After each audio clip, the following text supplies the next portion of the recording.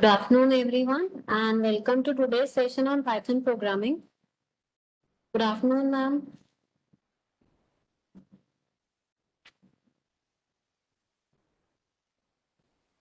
Good afternoon, Sakshi. Ma'am, I have given you the rights. Okay, all right. I will start soon. Thank you. Okay.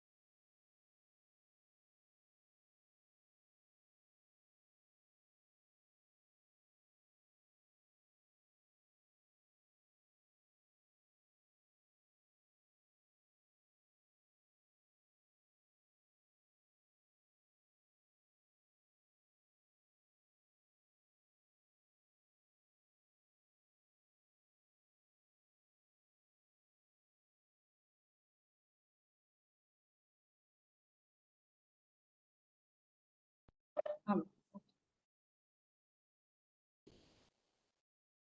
am I audible? Yes, ma'am. Thank you.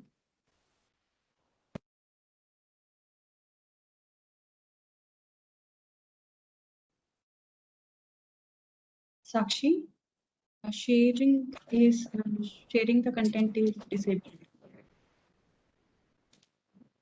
Ma'am, check it now. Thank you.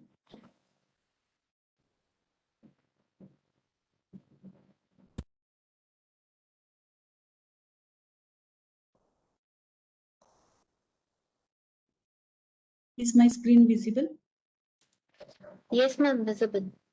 Okay. Thank you. So let us start with today's session. with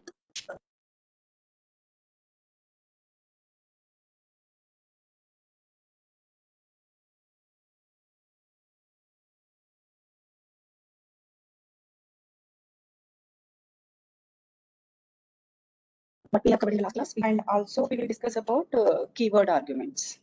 Fine. So let's start with what are positional arguments. Okay. Positional arguments are, the name itself suggests that given any kind of program, okay, given if I have written a function, and in that particular function if I have written n number of parameters, then it indicates that those many number of arguments need to be passed. Okay, suppose I have written 2 parameters inside my program, then I need to pass those 2 arguments, right?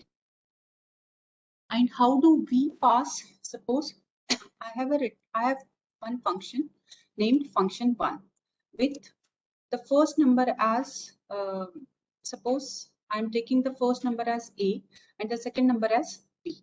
Okay, and this is my function. I do write some function. This is the function body, and I end up the function, right? So how do I call this particular function? We all have seen how do we call a function. We need to call by using name of the function. Name of the function here is function fun1. Okay, and I need to pass required values now. Okay, so what we mean by positional arguments here, if I'm passing 2, 3, that means the first value that I'm passing here will be assigned to the first parameter that we have written inside the function definition, right? In a similar way, the second value that we are passing while calling a function, that will be passed to this particular function fun1 to second parameter. Okay, that will be assigned to second parameter. Like this, if I have n number of parameters, let's say I have a to n, then I will be passing so many arguments. Okay, so positional, the name itself indicates that the number that we are, the argument that we are passing will be assigned to corresponding parameters based on the positions, right? So let us discuss what this display function is all about. Okay, let's first see what is this display information is. Okay, we do have one function. We have defined one function.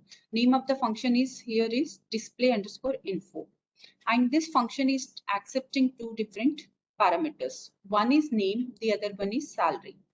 Okay, and inside this particular function I'm not doing any other kind of computation. I'm simply displaying whatever parameters that I have received. Okay, so here I just want to display content of name and salary. So both of them I have displayed here by using simple print statement. Correct. So let me execute this. So how do I call this particular function?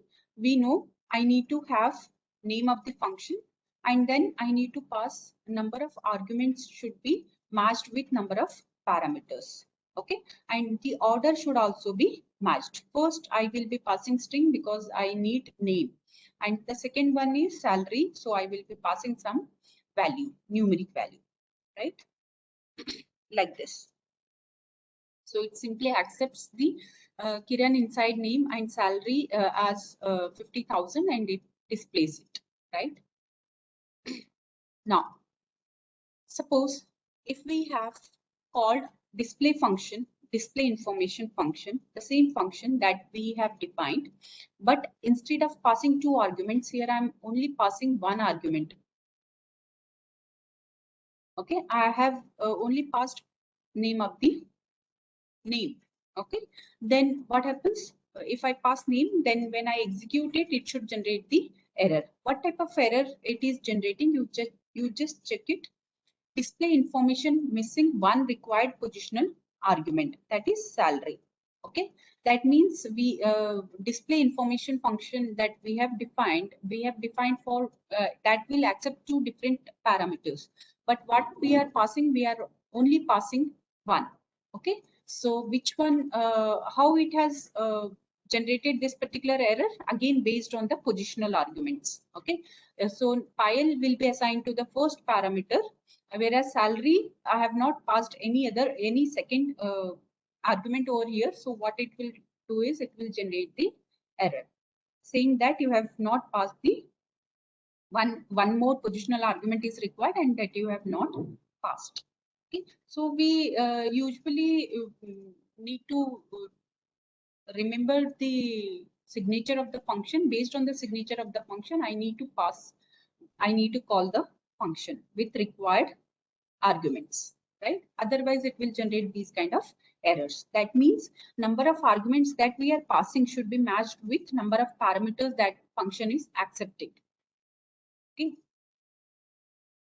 So now let us move to the next section, that is keyword arguments. We have discussed about default arguments. Default arguments are those if suppose user is not willing to pass every time, or I want to keep some values, some parameters as default values throughout the program. So in that case, what I will do is I will use, while defining the function, I will use the equal operator and assignment operator, and I will write down in the parameter list itself, I will write down which parameter I want to make it default, then name of the parameter equal, that is assignment, and then the default value. Suppose while calling a function, if a particular person is passing any of the any value, then that default argument will be overridden. Okay, this is what we have discussed in the last class. So one is default argument. If a function, if a user wishes to override the default value, he or she can do that by passing the value. Okay, and that default argument will be overridden. The second one is positional argument. The positional argument is nothing but number of arguments that you are passing should be equal to number of parameters that you have discussed, that you have defined, right? The third one is keyword argument. What is keyword argument? Here is these arguments identify the parameters by their names. Okay. So let us see how this keyword argument is different from the positional argument. Okay, so let us see with an example. Again, take the same example, that is display information function. Okay, so as you know, it is accepting two different parameters. Okay, so here I called the same function, display information function, with argument passing. I have changed the argument passing style. Okay, instead of passing only the values as the arguments, I am also associating their corresponding names. Okay, hence the keyword arguments here. Okay, these arguments identify the parameters by their names. And if you remember, how do we have defined the display information function? Display information function has been defined with name and salary as the parameters. Correct?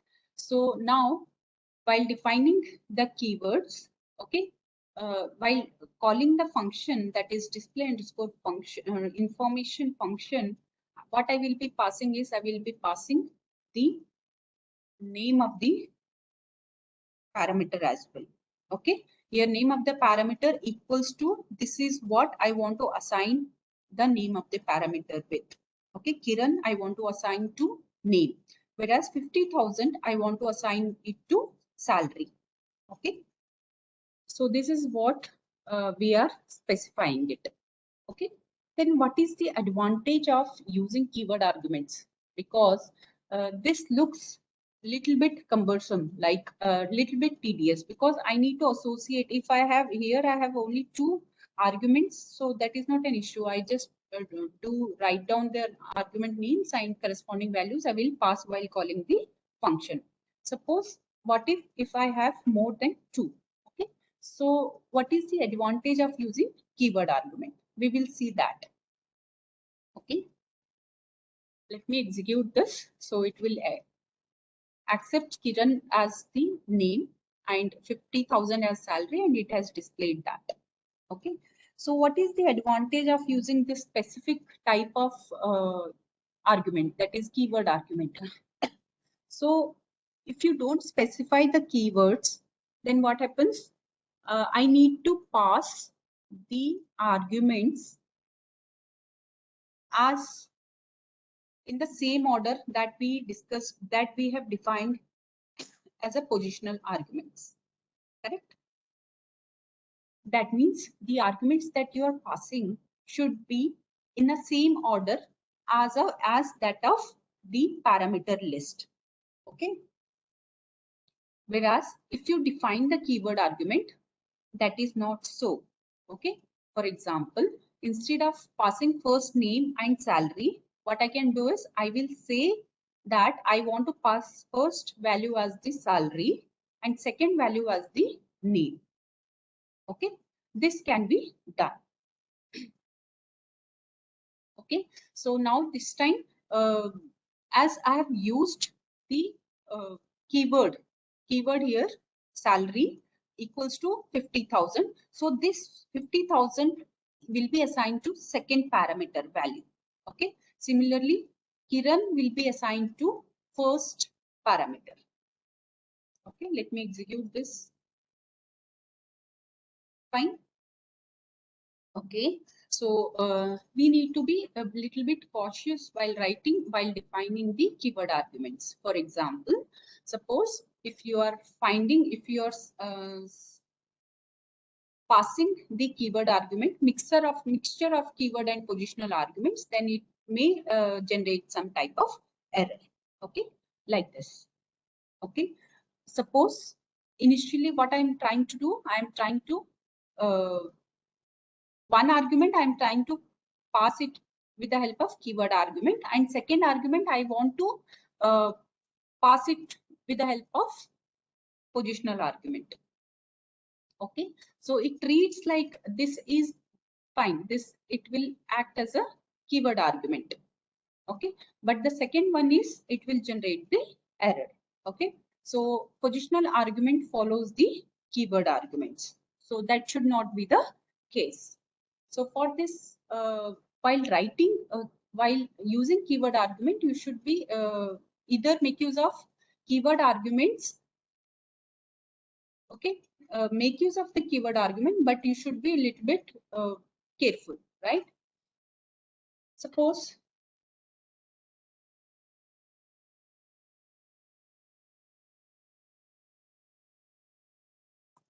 this you do. This will work fine because the first value will be considered, will be assigned to the name. Okay, and rest you are passing it as a keyword argument. So it will not generate any kind of an error. Fine. So this completes the functions part. So in functions, what and all we have discussed, let's revise. We have seen how do we define the function. Okay, what is the syntax? How do I write a function in Python? And also we have seen how do we call a particular function after its definition. Okay, and afterwards we have discussed about some more type of arguments that need to be passed while calling the function. That is like in terms of positional arguments and keyword arguments, etc. Right? With this, you may explore more and you may try to complete the assignment, second assignment, that is on functions. Fine. Let me take you to the next section, that is class. Fine. What is class? Class is nothing but a list of like a set of variables and methods. Okay. Now, what we mean by variables? Let us discuss that. Inside a class is nothing but it has n number of variables and methods. Fine. So how do I, what type of variables that exist inside the class? inside class, we do have two types of variables. One is instance variables and the other one is class variables. Okay. And what type of methods that do exist inside the class or that may be defined inside the class? Methods can be of again two types. One is instance method, the other one is class method. Okay. So in today's class, we will discuss the overall structure of the class, okay, and the variable and the method, fine. And apart from this, how do I create a class? How do I instance the class? And if I have defined some instance methods, then how we need to call those methods? We will discuss all those, right? Let's take what is variable. We all know, suppose while performing some function or while performing any kind of computation, suppose I want to save the values, okay, in a particular variable, then that can be done. Okay, so what type of variables can be defined? We have discussed that.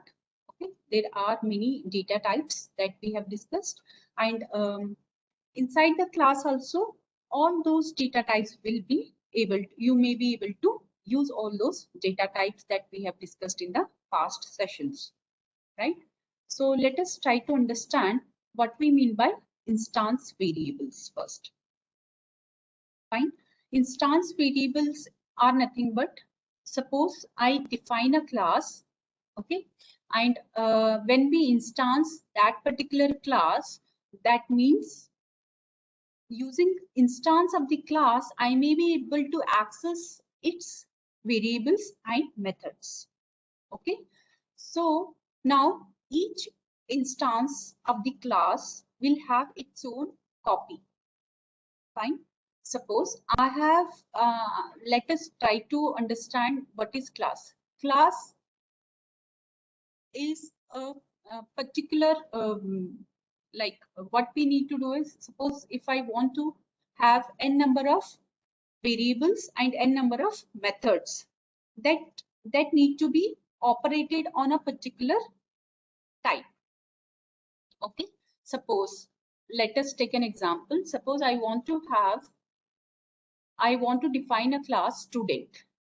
Okay, and student will have n number of variables. For example, name, SID, marks, address, phone number, contact number, etc., etc. will be variables. Okay, what we mean by, what type of methods that can be applied what type of methods can be used with the student type class? Okay, for example, if I need to create a very simple method, for example, if I want to create, if I want to get the values from the user, okay, to initialize each student inside the class. Suppose a class comprises of 50 students. Then one particular method I can define where that method will accept input from the user and it will define all those variable values. Okay. So one method can be get the input from the user.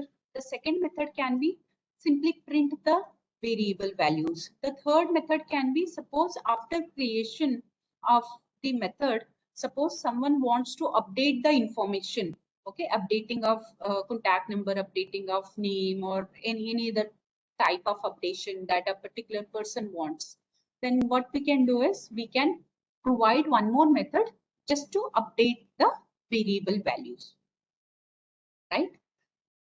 So now methods are nothing but functions only, but whenever we are defining inside the class, we do use the term as methods. Okay. Otherwise, functionality of method and functions will remain same. Okay. So how do we define the variables? Variables can be of two types, as I explained. One is instance variable. How do I define the instance variable? I can define the instance variable by using method that is init method. Okay, so this method is also known as constructor.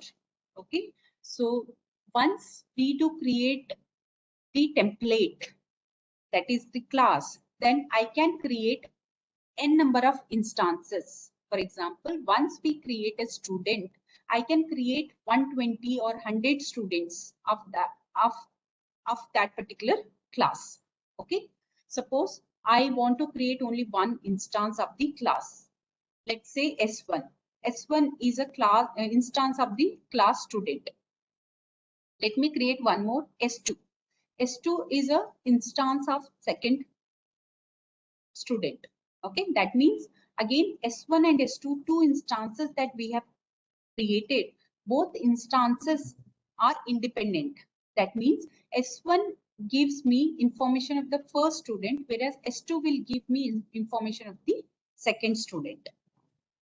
Okay, like this, once we create the class with required variables and methods, we can have or we can define n number of instances for that particular class. Right? With this introduction of variables, let us move to the what is method. Methods. In methods, let us discuss what are instance methods. Instance methods have one parameter, one must parameter, that is self parameter. Okay. What is self now? Self parameter is, as I explained, once we create a class called student, and whenever I want to create instance of that particular class student, let's say S1. Okay, S1 is the instance of the class. Then whenever we do create object for that particular class, that means whenever I create instance of that particular class, then instance methods, whenever we are accessing instance methods, then those instance methods will get the reference of the object, of the corresponding object.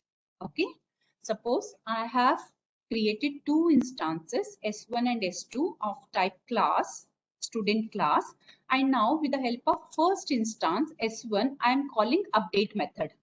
Then that update method will get the reference of this particular first instance. Okay, so how it receives? It receives whenever we are calling. Suppose S1 is calling update method. So that update method will be applied on the details of the S1. Okay. So here, whenever we call the instance method, this first parameter, definitely it can have, instance methods can have n number of parameters, but the first parameter should be self parameter. Okay, and rest of the parameters, it can have any other parameters as well. Fine. So here instance methods, we are saying that first parameter is self parameter. Okay, and whenever we are calling the instance method, then no need to pass explicitly, no need to pass this value of this. Okay, implicitly it whenever we are calling s1 dot update, then that particular update function, okay, update is a method over here, instance method over here, so that update method will get the required reference on which it should be updated. Okay, that means it will get the information of S1.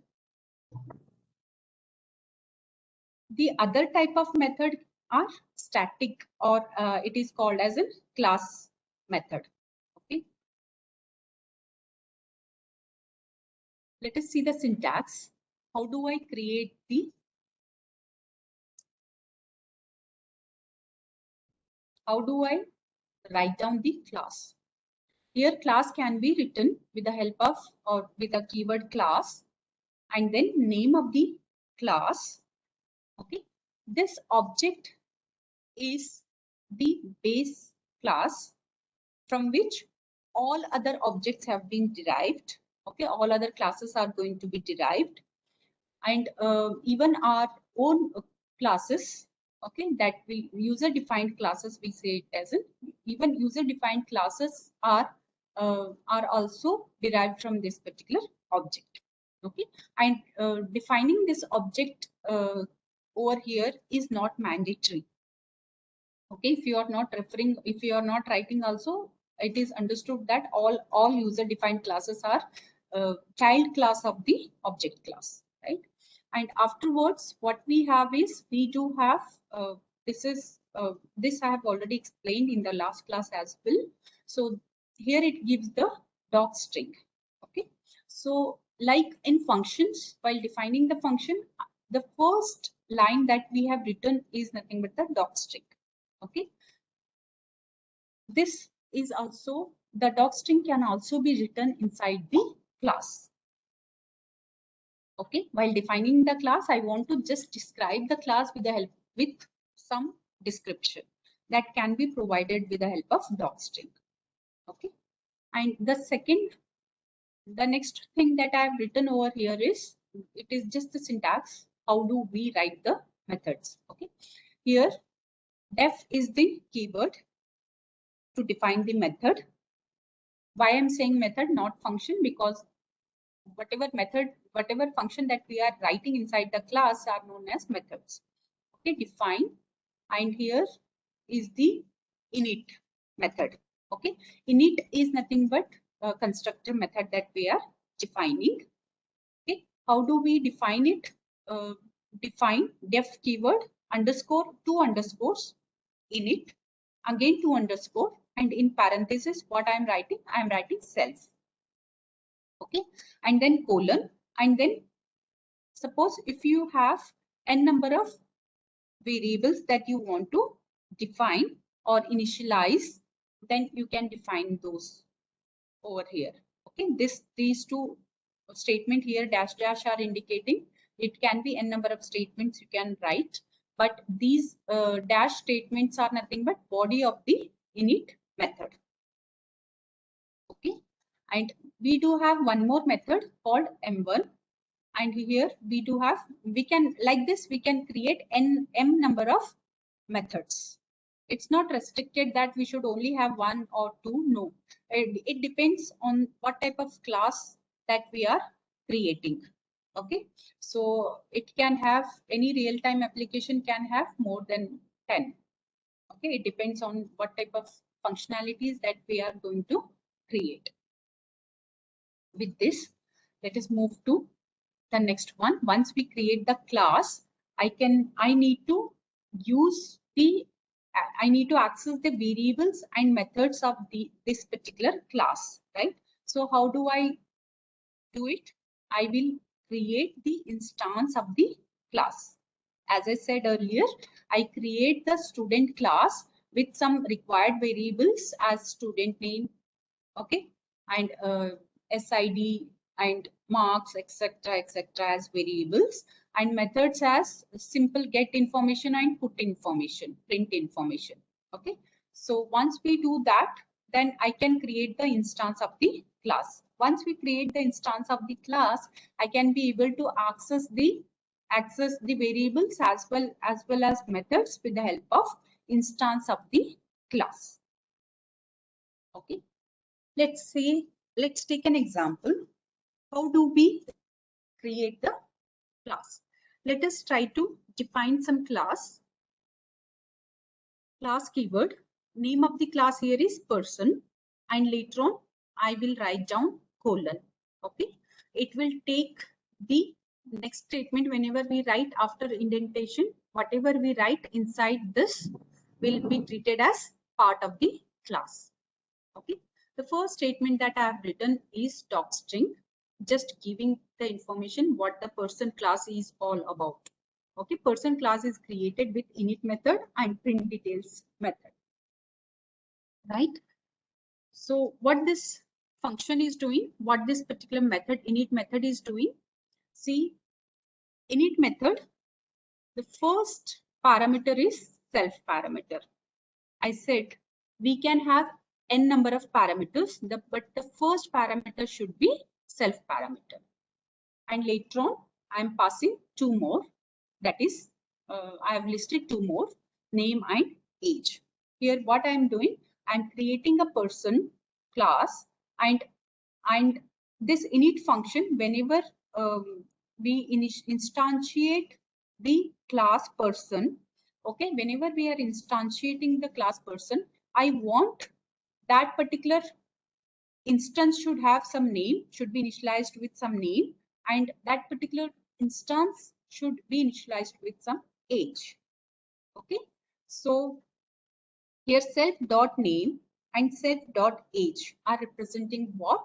These are representing that these two are instance variables of this particular class person. Okay, and I have defined one more method as print details method. What this print detail method is doing, it is taking one parameter as self parameter, and it is simply printing the name of the person and name of the age of a person. Okay, once we declare a class as person, and just two methods we have written over here. Okay, and afterwards we have used two different instance variables, name and age. Okay, once we create a class, what we can do is we can instantiate the class. How do I instantiate the class? Let us see. Let me execute this first. Okay, now, okay, it has executed. Now I will now create the instance for this particular class. Fine. Instance for this particular class is, name of the instance is P1. Okay, that is object. Okay, P1 here is the object, and here is the name of the class, and here are the required arguments to call this particular initialized method. Okay, see here, explicitly I am not calling init method. By default, whenever I create the instance of the class person, okay, so whenever we create instance of the class person, even though this first thing, init is defined, called implicitly, okay, without no need of any explicit call. First thing is this. Second thing, you may note here I am only passing two values. One is name, the other one is age. Here I am not passing any reference for the self. So it will be passed automatically. That is, implicitly it will be passed. Okay. So once we execute this, P1 will get created. Okay. Now P1 will have name as Vikas, and P1 will have age as 35. Fine. Now, the first one is this particular method was called implicitly. Okay, whenever we are defining the object P1, this particular method has been called implicitly, right? And we do have one more method, that is print details. How do I call the print details method? Print details method can be called with the help of, again, name of the object, dot operator, and then print details, name of the method. Okay. Here also, even though it is accepting this particular method, print detail is an instance method. Okay. Even though it is an instance method, and we have written one parameter as self parameter, but no need to pass any value. Okay. Why no need to pass any value? Because do remember this, whenever we are calling the instance methods, okay, and that self value will be passed automatically. Okay. So that means this particular method, print details method, will work on which instance, whichever with whichever instance we have called. For example, with P1, we have called this print details method. So print detail method, whatever type of changes that we are doing or whatever type of computation that we are doing, this computation will be done on P1. Okay, suppose I create two instances of this particular class P1 and P2. Okay, now I call, let me write in comment section, I call print detail function. I call print details function with the help of P1. Okay, suppose inside this particular method, you are changing or you are modifying any values. That means it will be affected on any kind of changes that you are doing. It will be affected only on this P1. Okay, content of P1, not content of P2. Why will not affect whatever changes that we are doing, this print details is doing, it will not affect. Why it will not affect on P2? Why it will affect on P1? Because this print details has been called with the help of P1 instance. Suppose if I call print details function with the help of P2 object, in that case, whatever changes that we are doing inside this print details will be done on P2 only, right? So here instance methods plays very important roles. Why it plays very important role? Because first thing, I can have n number of instances and each instance will have its own copy. That means P1 can have its own name and age. P2 can be defined with its own name and age.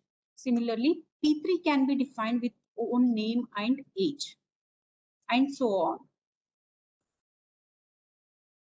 And Pn can be defined with its own name and age, right? And whenever we are performing any kind of changes with the help of instance methods, I will be calling with the help of the object. Suppose I want to make change by mistakenly or by any other means, P3's information is wrong. So what I will do is I will write down one function called as update function, update method inside this particular class. Okay, and definitely that update method should take the at least one parameter as self parameter. Okay, and suppose this time what I will do is I will call this particular update method based using object P3 as object, and this update method should update contents of P3 only. Okay, so how this is doing? Because of this self, it is able to make changes only in this P3. Fine, make changes only on P3 because P3 only, with the help of P3 we call the update method. Okay, we want some updation done on the P3, right? So P3 called the update method, and whatever updation is doing is being done on P3 only. Similarly, if I need P10 need to be updated, again it will be called P10 with the help of P10 object. I will call the update method, and that at that moment the reflection or updation will be done on P10 content of P10 only, not on any other instances. Okay.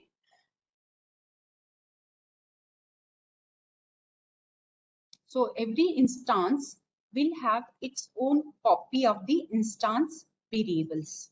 As I explained, if I create n number of instances, every instances will have their own name and age.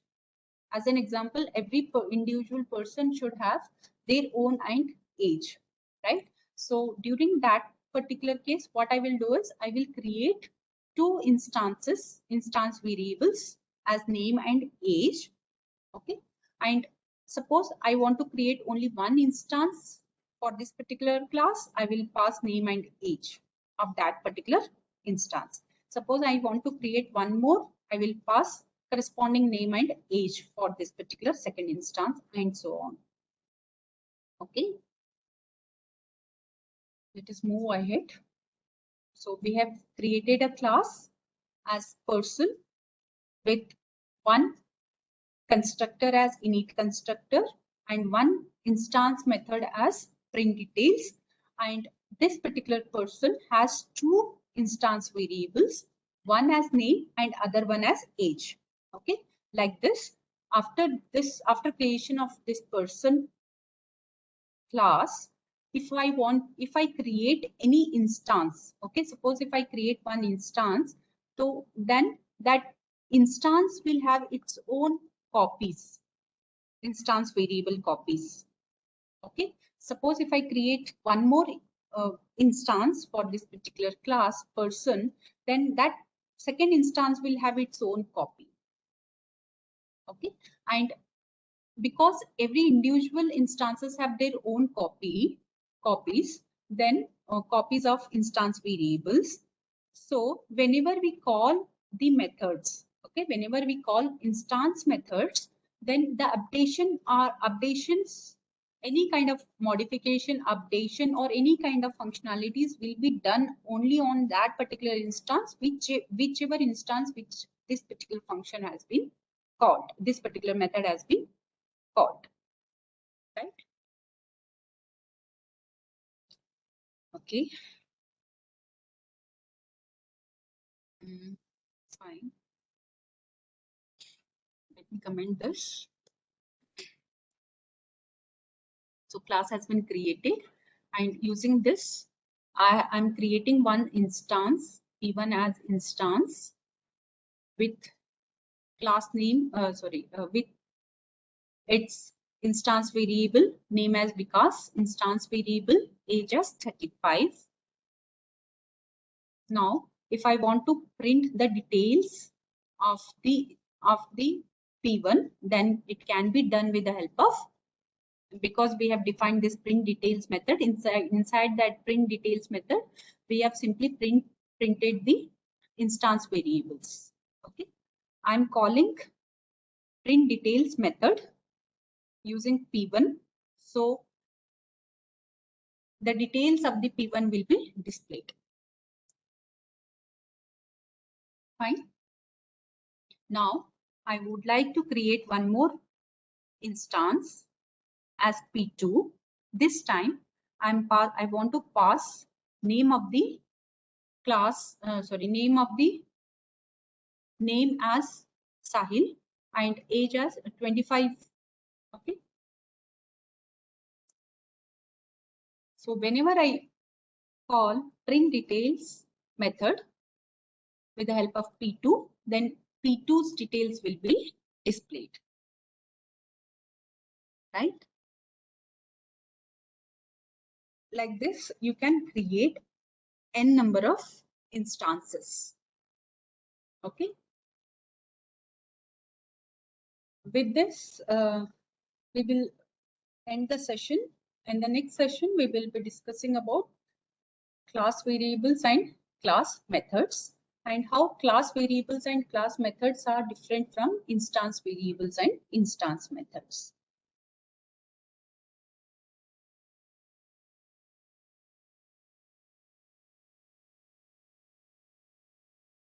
Okay.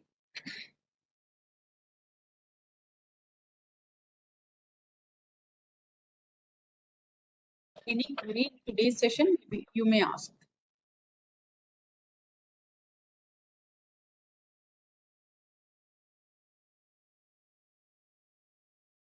Sakshi?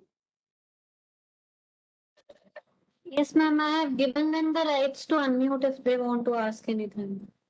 Okay. So any doubt regarding the lecture? Anyone?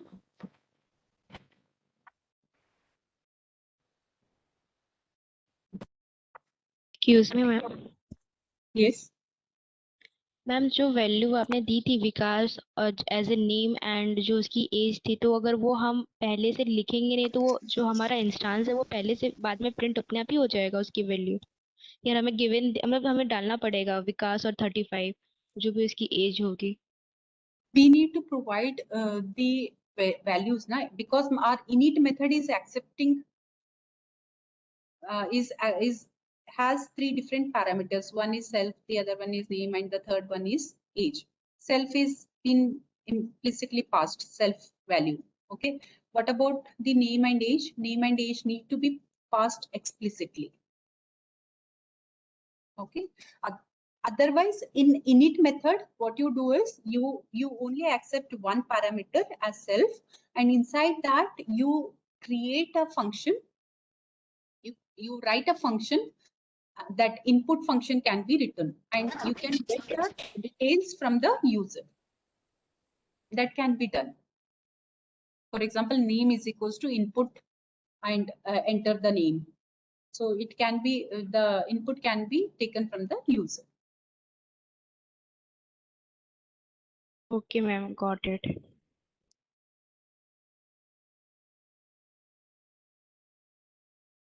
Either query.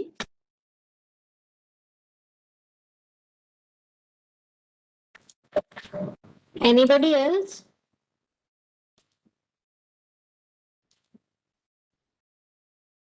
Okay. Then can we end the session? Yes, you can. Okay. Thank you, Sakshi. Thank you, everyone.